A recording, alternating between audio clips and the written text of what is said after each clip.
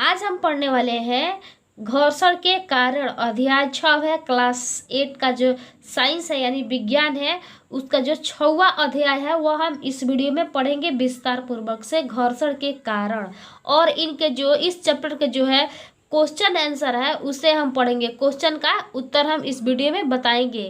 Hello everyone, आप सभी का बहुत बहुत स्वागत है हमारे यूट्यूब चैनल होम एजुकेशन में।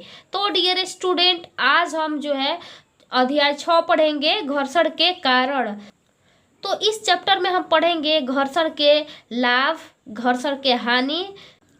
तो देखिए यहाँ पे लिखा है, खिलाड़ी द्वारा मैदान में गेंद पर लगाए गए किक के कारण गेंद गतिशील हो जाती है।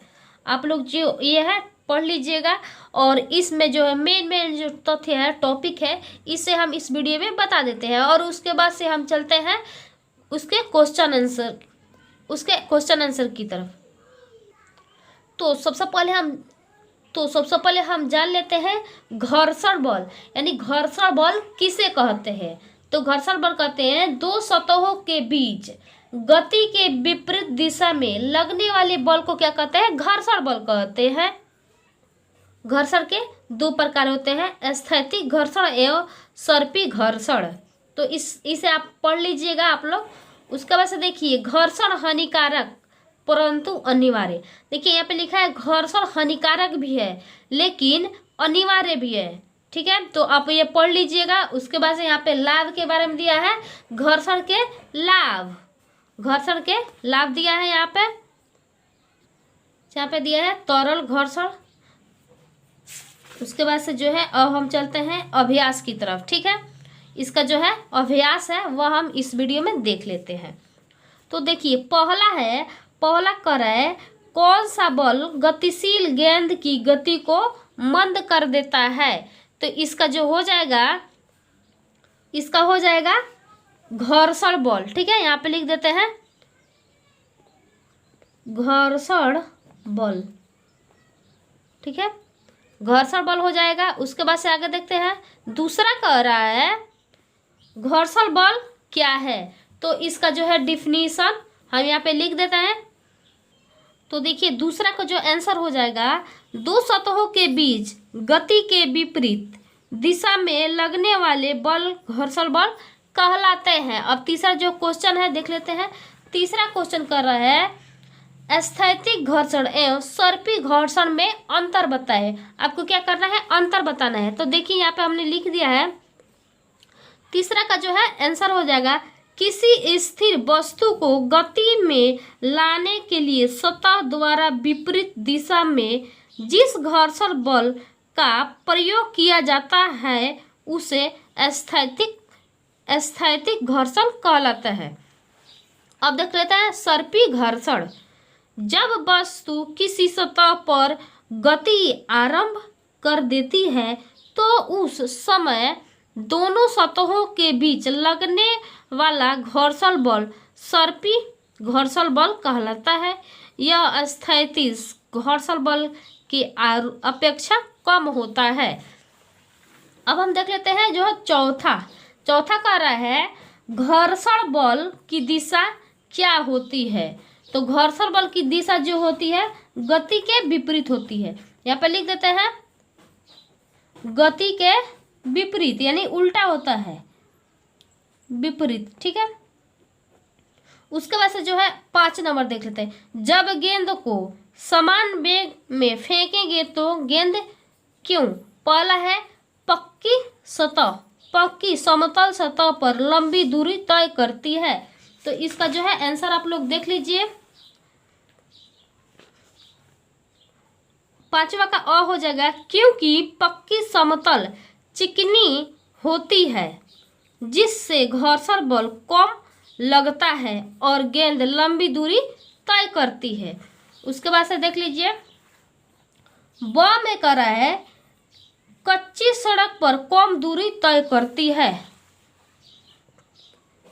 क्योंकि कच्ची सड़क मिट्टी की होती है जिस पर घर्षण बल अधिक लगता है, अतः इस पर गेंद कम दूरी तय करती है। अब देख लीजिए 100 नंबर, कंकड़ी सड़क पर बहुत कम दूरी तय करती है, क्यों?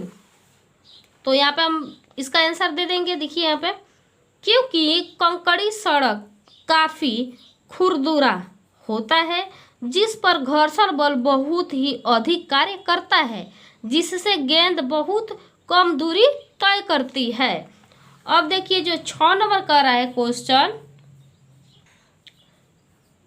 जब एक वस्तु दूसरी वस्तु की सतह पर गति करती है तो कौन सी वस्तु घर्षण प्रदर्शित करती है?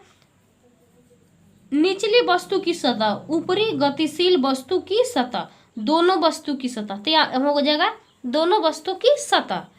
अब जो है 7 नंबर देख लेते हैं। 7 नंबर का रहा है, खिलाड़ी द्वारा जूतों में कांटी का प्रयोग क्यों किया जाता है?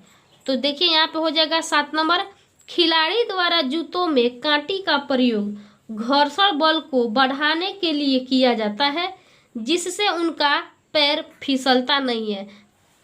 अब हम देख लेते हैं 8 नंबर। 8 नंबर का रहा है, घर्षण हानिकारक परंतु अनिवार्य है, क्यों?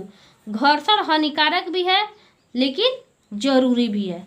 तो 8 नंबर का उत्तर हो जाएगा, घर्षण हानिकारक के साथ साथ लाभदायक भी है, क्योंकि घर्षण के कारण वस्तुएं घिसकर खराब हो जाती है, परंतु दूसरी तरफ बिना घर्षण के हम पृथ्वी पर नहीं चल सकते हैं या नहीं कोई सवारी चल सकता है। उसके बाद से जो 9 नंबर का रहा है, धारा रेखीय आकृति से क्या समझते हैं? हवाई जहाज की आकृति या नाव जहाज को विशेष आकृति क्यों प्रदान की जाती है? तो 9 नंबर का आप लोग आंसर देख लीजिए। यहाँ पे होगा, तरल पदार्थ में गति करने वाली वस्तुओं की आकृति को विशेष रूप से बनाया जाता है ताकि उस पर लगने वाला घर्षण बल कम से कम हो। इसी विशेष आकृति को धारा रेखीय आकृति कहते हैं। हवाई जहाज तथा नाव की आकृति विशेष रूप से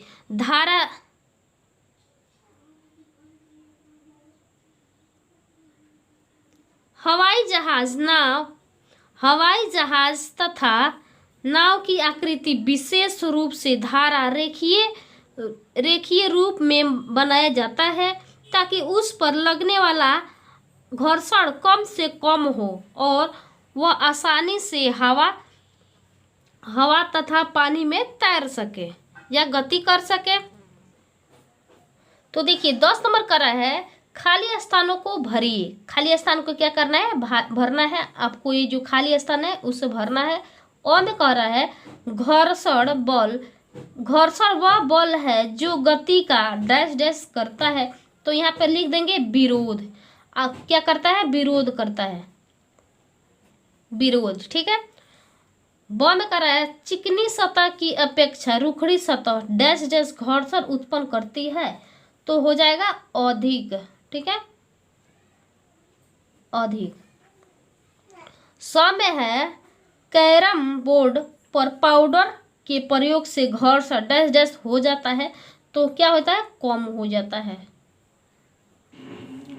द में है, तरल घर्षण को डैश डैश कहते हैं। तो क्या कहते हैं?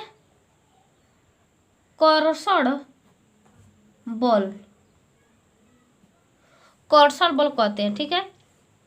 यह में हो जाएगा, हवाई जहाज की आकृति डैश डैश होती है जिससे हवा के कारण घर्षण कम हो जाता है। तो यहाँ पर हम लिख देंगे धारा रेखीय। ठीक है, धारा रेखीय। अब देख लीजिए 11 नंबर। ठीक है, 11 नंबर कर रहा है, नीचे दिए गए कथन सत्य है या असत्य आपको लिखना है। ओम कर रहा है, जब किसी गेंद को किक करते हैं तो सदा के लिए लुढ़कती रहती है? नहीं, वह नीचे भी आती है गेंद। तो यहाँ पर हम लिख देंगे असत्य। यहाँ पे लिख देते हैं असत्य। ब में है घर्षण के कारण ऊष्मा ऊर्जा उत्पन्न होती है, तो सत्य है, सत्य। ठीक है। उसके बाद से है स में वस्तु के भार पर घर्षण का मान निर्भर करता है, तो यहाँ पे लिख देंगे सत्य, सत्य। द में स्नेहक के प्रयोग से घर्षण का मान घट जाता है, तो यहाँ पर हो जाएगा सत्य, हाँ घट जाता है।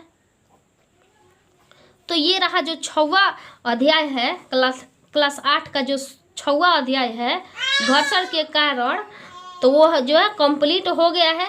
अब हम अगले वीडियो में आप लोगों को बताएंगे 7वां अध्याय।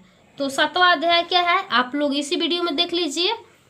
सूक्ष्म जीवों का संसार सूक्ष्मदर्शी द्वारा आंखों देखा, यही अध्याय जो है हम अगले वीडियो में बताएंगे। आई होप ये वीडियो अच्छा लगा होगा, तो हमारे चैनल को लाइक कमेंट शेयर सब्सक्राइब जरूर कर लीजिएगा। फिर मिलता है अगले इंटरेस्टिंग वीडियो में, तब तक के लिए चैनल पे बने रहें।